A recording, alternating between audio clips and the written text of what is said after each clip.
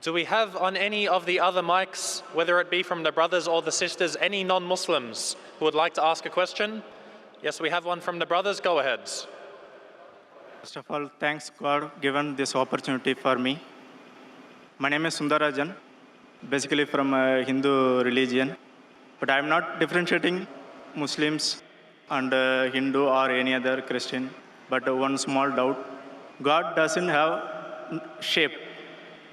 But even if we are going temple in Hindu, you know very well, there are different names of gods and different pictures and statues. You know very well. My question is, if I am going temple, for example, if I am suffering something, problem, if I am going temple, if I pray for me, God will accept or not? This is my question. The brother asked the question that God does not have shape, but if I go to a temple and if I worship idols, does God listen to me? Does God answer my prayer or not? Brother, if you read Bhagavad Gita, Bhagavad Gita is the most widely read book amongst all the scriptures of Hinduism. Brother, have you heard of Bhagavad Gita? I know some of things, but Yes. I am not all. If you read Bhagavad Gita chapter number 7, verse number 20 says, all those whose intelligence has been stolen by material desires, they worship demigods. They worship false god. That means if you're a materialistic person, you worship false god. You worship demigod. And further it says that those who worship false god, Almighty God, true God, yet answers your prayer, but you go to the kingdom of false god. That means even if you worship false god, God many a time answers your prayer so that you go to the kingdom of false god.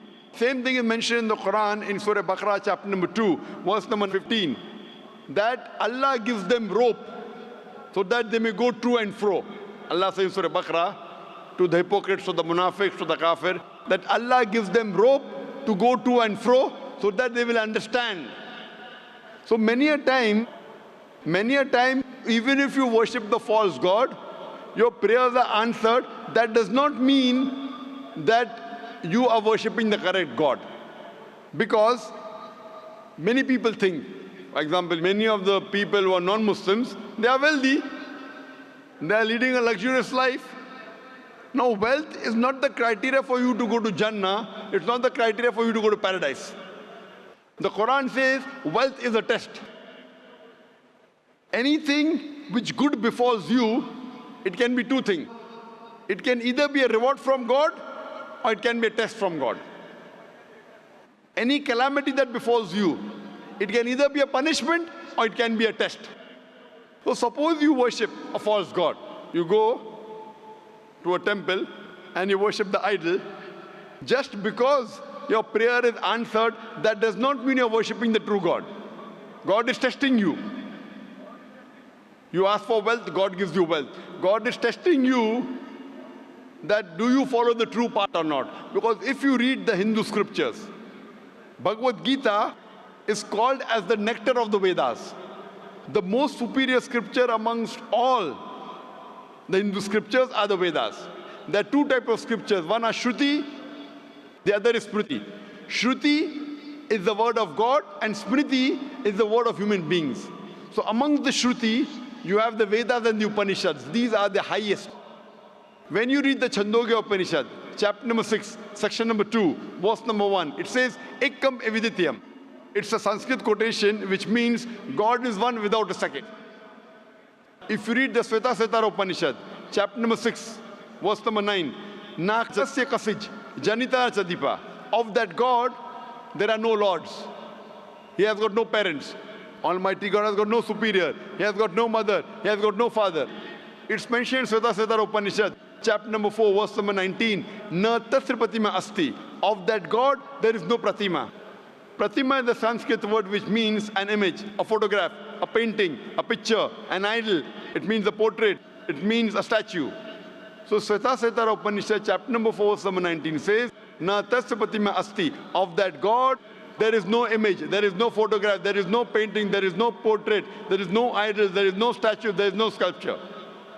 The same message repeated even in YAJURVEDA, chapter number 32, verse number 3. Na tasya pratima asti. Of that God, there is no image, there is no picture, there is no painting, there is no portrait, there is no idol, there is no sculpture, there is no statue.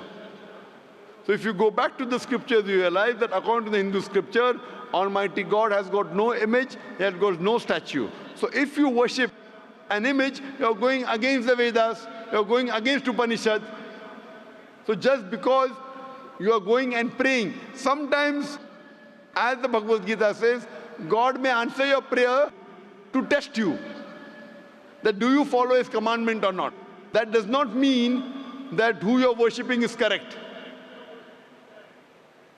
So that's the reason you should follow your scripture, and your Hindu scripture says that Almighty God has got no idol, has got no image, has got no photograph, has got no sculpture. So making an idol of God, an image of God, a photograph of God, a statue of God is prohibited in Hinduism. Does that answer your question, brother? Okay, thank you. So do you believe that God has got an idol? Yes. Do you believe God has got an idol? You mean what clearly? Do you believe in idol worship? Yes. So aren't you going against the scripture? Aren't you going against the Vedas? My point of view, faith only. So brother, you said that you are a Hindu, correct? Yes. So do you believe in the Vedas or not? Yes.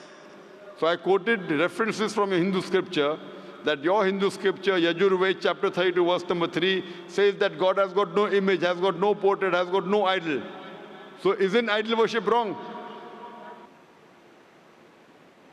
No, I don't have much communication skill, so that's why I could not express more. You don't have to have communication skills, you have to read.